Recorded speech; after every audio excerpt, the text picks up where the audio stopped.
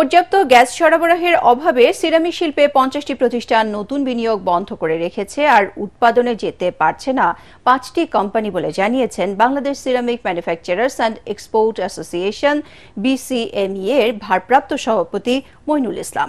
Dhaka reporters ইউনিটিতে সংবাদ সম্মেলনে তিনি বলেন, সিরামিক শিল্পে ব্যবহৃত গ্যাসের মূল্য পুনরায় বৃদ্ধি না করে গ্যাসের সরবরাহ স্বাভাবিক রাখতে হবে। সিরামিক টাইলস ও স্যানিটারি পণ্যের সম্পূরক শুল্ক হার প্রত্যাহারের দাবি জানিয়েছেন ব্যবসায়ীরা।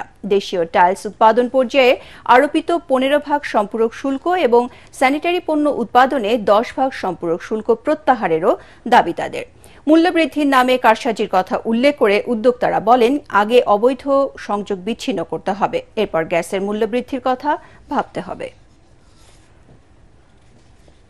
Production most of the factory বেলায় 50% নেমে এসেছে, ফুল ক্যাপাসিটি চালাচ্ছে না।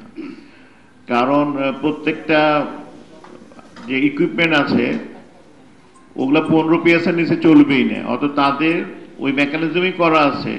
ও তখন তার প্রেশারটা বাড়িয়ে নিয়ে তারপরে ওই কিলটা চালায়। জেনারেটরও ওরা যখন দেখছে বাংলাদেশে 15 PS থাকে না, নতুন যে জেনারেটরগুলো এসেছে ওরাও অনেক উন্নত মানের জেনারেটর, কম PS তো জেনারেটরগুলো চলে।